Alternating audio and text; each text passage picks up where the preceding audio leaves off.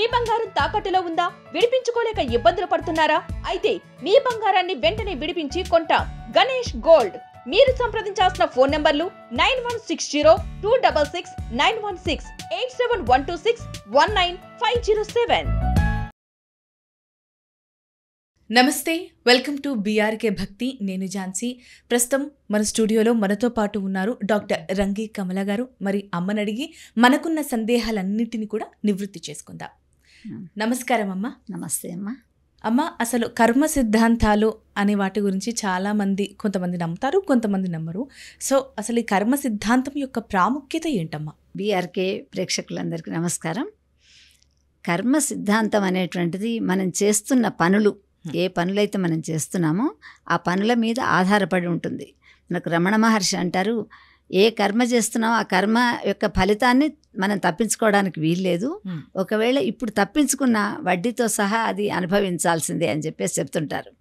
అదేవిధంగా మన ప్రాచీనులైనటువంటి వాళ్ళు చాలామంది కూడా ఈ కర్మ సిద్ధాంతాన్ని తప్పకుండా నమ్మడం, అది ఇప్పుడే జరుగుతుందా, కొన్నాళ్ల తర్వాత దాని యొక్క ఫలితం జరుగుతుందా అనేటువంటిది లేదు. మనిషి ఏ కర్మనైతే చేస్తాడో ఇక్కడ సంపాదించినటువంటి డబ్బు కానివ్వండి, మేడలు, నగలు ఏదైనా కూడా పట్టుకు వెళ్ళడానికి లేదు. ఏది తీసుకొని వెళ్తాడు అంటే చేసినటువంటి కర్మ యొక్క ఫలితాన్ని తీసుకొని వెళ్తాడు. వెళ్ళేప్పుడు పాపం పుణ్యం అని చెప్పేసి రెండు ఉంటాయి. పాపకర్మ, పుణ్యకర్మ అని చెప్పేసి. పాపాన్ని చేసినటువంటి సమయంలో ఆ కర్మను అనుభవించేటప్పుడు దుఃఖం వస్తుంది. కొంతమంది కర్మఫలాన్ని గురించి, కర్మ సిద్ధాంతాన్ని గురించి వాళ్ళు దూషిస్తుంటారు. ఆ దూషించడానికి లేదు. మనం చేసినటువంటి కర్మ మన వెంటనే ఉంటుంది కాబట్టి ఇది ఏ జన్మలో చేసిన కర్మను ఎందుకు అనుభవిస్తున్నాను, నాకే ఇన్ని కష్టాలు ఎందుకు వస్తున్నాయి అని కొంతమంది అనుకుంటుంటారు. అయితే కర్మణ్యేవాది కారస్థేమ మనకు భగవద్గీతలో చెప్తాడు. కర్మణ్యేవాది కారస్థేమ అని చెప్పేసి చెప్పినప్పుడు ఏ కర్మనైతే నువ్వు చేస్తున్నావో ఆ కర్మ యొక్క ఫలితాన్ని నువ్వు ఆశించాల్సిన పని లేదు. ఒక స్టూడెంట్ ఉంటాడు, 360 రోజుల్లో 200 వర్కింగ్ డేస్ ఉంటాయి అనుకోండి. సరిగ్గా అతను పాఠశాలకు వెళ్ళి పాఠాలు విని ఎగ్జామ్ రాసిన తర్వాత దాని ఫలితాన్ని గురించి ఆలోచించాల్సిన పని లేదు. కర్మణ్యేవాది కారస్తే మా ఫలేషు కదాచన. ఫలాన్ని గురించి నువ్వు ఆలోచించకు. ఫలం ఎక్కడ ఉంటుంది? మనం చేస్తున్న కర్మలన్నీ ఇక్కడ ఉంటాయి. మోక్షం అనేటువంటిది మన కర్మ, మన మోక్షాన్ని చూడడానికి వెళ్ళడానికి లేదు. అందుకని చెప్పేసి మంచి కర్మ చేస్తే, మంచి విత్తనాన్ని నాటితే మంచి ఫలమే వస్తాయి. As you so you reap అంటారు. నువ్వు మామిడి టెంక నాటితే మామిడి చెట్టే వస్తుంది. వేపగింజ పెట్టి మామిడి పండు రావాలంటే ఎలా వస్తుంది? రాదు కదా. అందుకని చెప్పేసి ఏ విధమైనటువంటి ఫలితాన్ని నువ్వు కోరుకుంటే ఆ విధమైనటువంటి కర్మని ఆచరిస్తూ పోవాలి. కానీ మానవ సహజం, కొన్ని మంచి కర్మలు చేస్తారు, కొన్ని అనుకోకుండా దుష్కర్మలు కూడా చేస్తుంటారు. తెలిసి తెలియకుండా చేసినటువంటి సమయంలో ఆ కర్మ యొక్క ఫలితాన్ని ఎవరు అనుభవిస్తున్నారు అని చెప్పేసి అంటే రాజపాపం పురోహిత అని చెప్పేసి అంటారు. తల్లిదండ్రులు చేసినటువంటి పాపపుణ్యాలు ఉంటాయి, అవి కొంతమంది పిల్లలకు తగులుతుంటాయి. పిల్లలకు చదువులు రాకపోవడం, పెళ్ళిళ్ళు కాకపోవడం, వచ్చిన మంచి భార్య రాకపోవడం, ఇలాంటివి ఎందుకు వస్తున్నాయి అని చెప్పేసి అంటే వీళ్ళు అత్తమ్మ వాళ్ళకు చేయడం లేదు. వాళ్ళు మాకు ఇంతకుముందు ఉమ్మడి కుటుంబాలు ఉండేది, కానీ మా పిల్లలు మా చదువులు మా వాళ్ళనే చూసుకుంటాం అని చెప్పేసి వాళ్ళు పట్టణాలకు రావడం, చదువులకు వెళ్ళడం, దూర ప్రాంతాలకు వెళ్ళడం వలన కనీసం వాళ్ళని పలకరించడం కూడా లేదు. అంటే మనకు కాట్లీడర్స్ అంటారు. చెట్టు పెడుతున్నప్పుడు, జర్మినేషన్ అప్పుడు ఒక చిక్కుడు గింజను పెట్టామనుకోండి, ఆ చిక్కుడు గింజకి ఏమవుతుంది, 2 పప్పు బద్దల్లాగా వచ్చేసి అందులోంచి మొలక వస్తుంది. ఆ మొలక ఎప్పుడైతే వేరు అనుకుంటుందో అప్పటి వరకు ఈ పప్పు గింజలు 2 పక్కకున్నటువంటి దీనికి ప్రొటెక్షన్ ఇస్తాయి, బలం ఇస్తాయి. దాంట్లో ఉన్నటువంటి సారాన్నంతా తీసేసుకొని అవి ఆ చెట్టుకి ఇస్తాయి. ఇచ్చిన తర్వాత ఆ చెట్టు ఇవి ఊడిపోతాయి.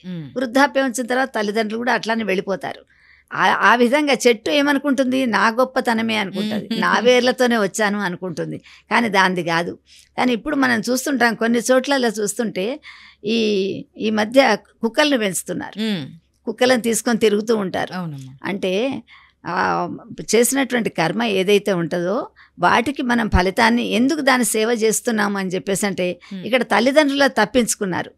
వీటికి పాపం వీళ్లకు వృద్ధాప్యం వచ్చిన తర్వాత వీళ్ళకు మందులు వేయలేదు, పాలు ఇవ్వలేదు, నీళ్ళు ఇవ్వలేదు, ఏమీ చేయలేదు.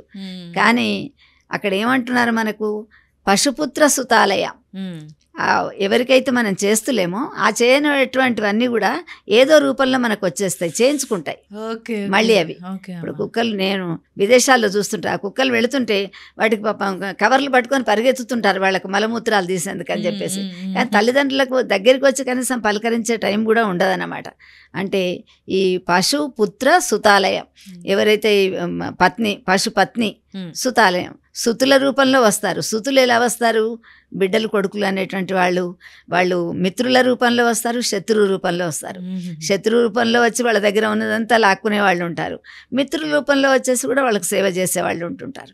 అందుకని చెప్పేసి ఈ కర్మ నేను నాకెందుకు వచ్చింది, నా పిల్లలకి ఎందుకు ఇలా జరుగుతున్నది, నా పిల్లవాడికి ఎందుకు పెళ్ళి అవుతులేదు అంటే నువ్వు కోడలుగా నీ ధర్మం చేయలేదు, నీ కోడలు వచ్చేది అనేటువంటిది నీకు లేదు. మరి ఎందుకు చేసావంటే ఇంతకుముందు అయితే వచ్చే జన్మలో వస్తుంది, పూర్వజన్మలో చేసినటువంటివి ఇప్పుడు వస్తున్నాయని అనుకుంటారు.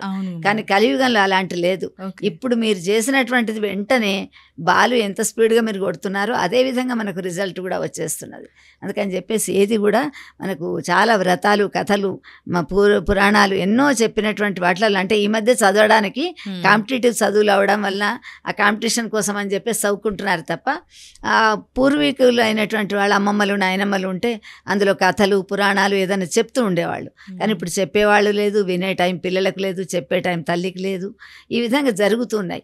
ఎందుకు జరిగింది అని చెప్పేసి అంటే ఎవరైనా ఆచార్యుడి దగ్గరకో పండితుడి దగ్గరకో వెళితే వాళ్ళు చూసి చెప్తారమ్మా మీ గ్రహ దోషాలలో ఇవి ఉన్నాయి, మీరు ఇలాంటివి చేశారేదో దాని యొక్క మళ్ళీ పరిహారం మీరు ఇలా వెళ్ళి చేసుకోండి, రామేశ్వరం వెళ్ళండి, కాశీకి వెళ్ళండి, ఇంకెక్కడో పూజలు చేయించండి అని చెప్పి పితృదోషాలు మాతృదోషాలు అని చెప్తున్నారు. అంటే గత జన్మ ప్రభావం పడదంటారా? గత జన్మది పడుతుంది. ఒకవేళ నమ్మకున్నా ఈ జన్మది కూడా, ఈ జన్మలో మనం చేసినవి కూడా ఖచ్చితంగా మనకు అద్దంలో ముఖం చూసుకున్నట్టే మన పాప పుణ్యాలు ఎందుకు ఇలా అయింది అన్నది దానికి మనకు తెలుస్తుంది రిజల్ట్, అలా తెలుస్తుంటుంది. దాంట్లో కూడా గురువారం ఏకాదశి అని ఒక కథ ఉంటుంది, వ్రతంది. దాంట్లో తల్లిదండ్రులు అనుకోకుండా ఆమె ఋతు సమయంలో భర్తతో కలుస్తుంది. అప్పుడు ఆ పిల్లవాడు పుడతాడు. ఆ పాపం వలన అన్ని ముట్టుకోవడం, దేవుళ్ళు అవి ఇవి ముట్టుకోవడం, పూజా గది అదంతా చూస్తుంటే అప్పుడు అంటే పరిశుద్ధంగా ఉండాలి, దూరంగా ఉండాలి, కొంచెం వాళ్ళు ఆ పనులు చేయకూడదు అని పూర్వకాలం ఉండేది. కానీ ఇప్పుడు అలాంటివి నడవవు. చేస్తున్న సమయంలో ఆమె సంభోగం చేయడం వల్ల పుట్టిన కొడుకు, ఆమె చనిపోయిన తర్వాత ఆ తల్లిదండ్రులు ఇద్దరు కూడా కొడుకు ఇంట్లోనే, అంటే వీళ్లకు ప్రేమ ఉండకపోవచ్చు పిల్లలకు, కానీ ఆ తల్లిదండ్రులకు వాసనలు ఉంటాయి, పూర్వ వాసనలు ఉంటాయి, పూర్వజన్మ వాసనలు. వాళ్ళు తల్లి కుక్కలాగా, తండ్రి పాపం వృషభంలాగా పుడతాడు, ఎద్దులాగా. పుట్టేసరికి ఆ తండ్రికి ఆ రోజు అతను తిథి కార్యం అని చెప్పేసి తద్దినం పెడుతుంటే పైన దూలం నుంచి ఒక పాము పోతూ అది విషాన్ని పాయసంలో చిమ్ముతుంది. ఆ కుక్క చూస్తుంది, పాపం కుక్క తల్లిలాగా ఉంది కదా, వృషభం ఎద్దేమో పొలానికి వెళ్ళిపోతుంది దున్నడానికి. అది వచ్చేసి అందులో ఉన్నటువంటి ఆ పాయసాన్ని తీసుకుని ఆ పాయసాన్ని ముట్టినట్టు చేస్తుంది. ఎందుకంటే చేస్తే ఆ కోడలు వడ్డించదు, లేకుంటే బ్రహ్మహత్య పాతకం, బ్రాహ్మణులు వస్తే వడ్డిస్తారని చెప్పేసి. అప్పుడు వచ్చి బాగా కొడతాడనమాట. ఆ కోడలు పొయ్యిల చెక్క తీసేసి కట్టెల దాంతో తీసి కొడుతుంది. కొట్టేసరికి అది బాగా ములుగుతూ పాపం బాధపడుతూ ఉండేసరికి ఈ భార్యాభర్తలకు పూర్వజన్మ వాసనలు తెలుసు వాళ్ళకు. ఆ ఎద్దు వచ్చేసి అడుగుతుంది, ఏంటే నువ్వు ఎందుకు ఇవాళ బాగా ములుగుతున్నావు, అంత బాధగా ఉన్నావు అంటే, నేను వాళ్ళ కోసమే చేశానయ్యా, కానీ వాళ్ళకి అర్థం కాలేదు, బ్రాహ్మణులకు పెడతారని చెప్పేసి ఆ పాయసాన్ని గతికినట్టు చేశాను, అది పడబోసి వేరేది వండి పెట్టిందామే, లేకుంటే బ్రాహ్మణులు చనిపోయేవాళ్ళు కదా అని అంటుంది. నాకు కూడా ఒళ్ళంతా దున్ని పొలం అంతా బాగా నొప్పులుగా ఉంది, నాకు ఇలా ఉంది అని చెప్పేసి అంటే, వీళ్ళు మనుష్య భాషల్లో మాట్లాడుకున్నటువంటి మాటలు ఆ కొడుకు వింటాడు పాలు పిండుతూ. విని అయ్యో మా తల్లిదండ్రులు ఇలా వచ్చారు, చనిపోయినారని చెప్పేసి వాళ్ళకు శ్రద్ధకర్మ చేశాను, ఉన్నవాటికి నేను తిండి పెట్టలేదు అని చెప్పేసి బాధపడుతుంటాడు. అందుకని ఏదో ఒక రూపంలో మన ఇంట్లో మళ్ళీ ఆ విధంగా ఆ జంతువుల రూపంలో వాటి రూపంలో వచ్చి వాళ్ళ రుణం తీసుకొని వెళ్ళిపోతుంది. అంటే లెక్కన ఏది జరిగినా ఏది మన జీవితంలోకి వచ్చినా ఒక కారణం ఉంటుంది, తప్పకుండా ఉంటుందమ్మా. కార్యకారణాలు అని చెప్పేసి అంటారు. ఈ కర్మ సిద్ధాంతం కూడా మనం వెళుతున్నటువంటి పాపం చేస్తే పాపకర్మ దుఃఖాన్ని అనుభవించాల్సిందే, పుణ్యం చేస్తే పుణ్యకర్మను కూడా ఆ సుఖాలను కూడా అనుభవిస్తుంటారు. వాళ్ళు ఏంటి ఈ జన్మలో ఏమీ చేయలేదు అయినా చాలా సుఖంగా ఉన్నారు అని అనుకుంటుంటాం. మన కొంతమంది మేము పూజలు వ్రతాలు అన్నీ చేస్తున్నామండి, ఎన్ని చేసా కూడా మాకు ఇలానే ఉంది అని చెప్పేసి అనుకుంటారు. దానికి కారణం ఏంటంటే వాళ్ళు ఇంత గత జన్మలో చేసినటువంటి కర్మలన్నీ కూడా మళ్ళీ మనకు వెంటనే రిజల్ట్ లాగా వస్తూనే ఉంటాయి. అది మన గొప్పతనం అని చెప్పేసి అనుకుంటాం, కానీ దాని వెనుక ఉన్నది కర్మ సిద్ధాంతం తప్పకుండా. అందుకని కర్మ సిద్ధాంతాన్ని నమ్మాల్సిందే. మిగతా దేశాల వాళ్ళు కూడా ఇప్పుడిప్పుడు నమ్ముతున్నారు. ఇంతకుముందు అంటే భారతదేశం అన్నిటికీ కూడా ఒక దేవాలయం లాంటిది. మన దగ్గర మిగతా దేశాలలో కొన్ని $1,000 మిలియన్లు సంపాదించుకోవచ్చు, కానీ దశావతారాలు ఇక్కడే పుట్టి పెరిగి తిరిగినటువంటిది. మరి ఒక్క అవతారం కూడా అక్కడికి వెళ్ళలేదు కదా. మొన్నటి సత్యసాయిబాబా దగ్గరికి కూడా 180 మంది దేశాల వాళ్ళు వచ్చారు ఇక్కడికి. ఆయన ఏ దేశం వెళ్ళలేదు, కానీ ఇక్కడికి వచ్చారు. అంటే మన కళ్ళ ముందర కనిపించింది. ఎందుకంటే మనకు రాముడి కాలం కృష్ణుడి కాలం మనం చూడలేదు, కానీ మరి ఆ దేశాలు గొప్పవే కదా. అక్కడ ఉన్నటువంటి దేశాలలో మట్టి ఉండదు, అక్కడ దుమ్ము ఉండదు, దుమారం ఏది ఉండదు, చక్కగా ఉంటుంది. అలాంటి వాటిలో మరి దేవుడు ఉండొచ్చు కదా, అక్కడ పుట్టలేదు. మరి మొత్తం దశావతారాలు మన దగ్గరే పుట్టినాయి, మన దగ్గరికి అందరు వస్తున్నారు. ఇప్పుడు అన్ని దేశాలు కూడా ఈ దేశం కిందికే వస్తాయి అని చెప్పేసి అంటున్నారు.